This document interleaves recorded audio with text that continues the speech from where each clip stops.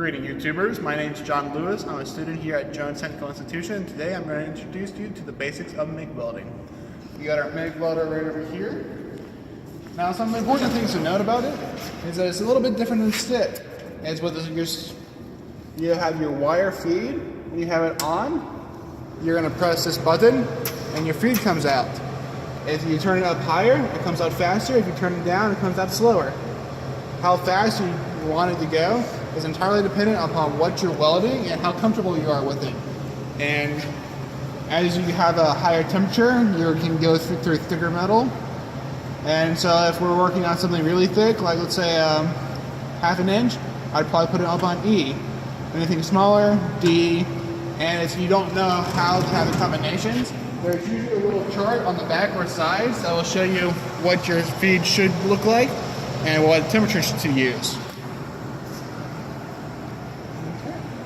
You have your compressed gas here. It's a 75% argon and 25% carbon. It's a non-flammable gas. Now we're going to talk about your metal for a second. As you look at this, you can see this is some pretty dirty metal. I went ahead and grinded some of this off. Face shield over there. And you can see this green right around here where I was grinding, that's oxidation.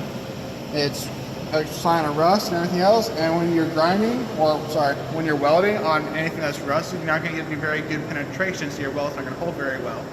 What you want to do, if you have it, is take your grinder and grind it, make a nice, smooth, clean metal like this. You get a much better weld. Now, as always, whenever you're welding, you need to take the proper safety requirements. Have your safety glasses, and they should have side shields. Unfortunately, I don't have any. You're going to want your welding helmet. This is auto darkening. I much prefer it. And then you're going to need clamps and more clamps or magnets to hold the metal down. You don't want your metal moving while you're welding. Now I'm going to run a bead over on this side to show you how it looks on dirty metal. Then I'm going to come back over on this and run on the clean metal side. Now, with a MIG welder, you are welding directly from the center of the wire feed. And you're welding directly there. There's no flux or anything around it. So there's no need to knock any of the flux off. You don't need a chipping hammer. And I'm going to go ahead and knock a little bit of this feed off before I get started.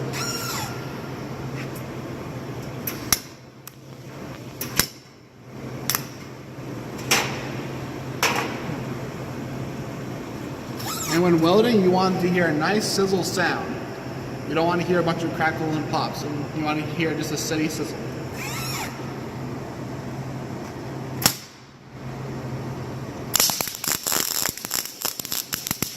Bunch of crackle and pops, not a good weld.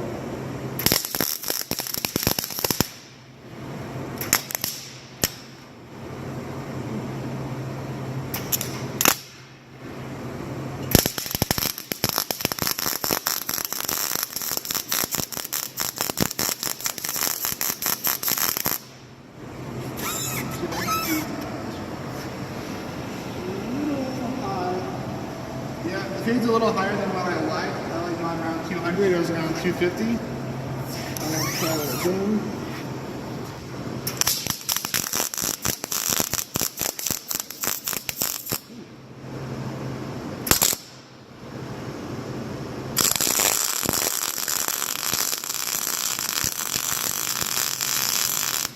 There we go. That's a much better sounding weld.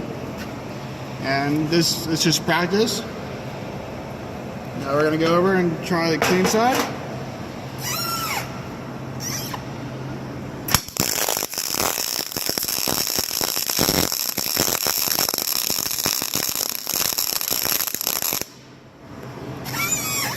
And when you look at it, you can see the penetration all around it, how it goes deep into the metal. And with a MIG welder, it's not going to be as thick as a stick. It's going to be a lot thinner and it should look a lot prettier. And yeah, that's your basics on MIG welding. Thanks for watching. Have a great day.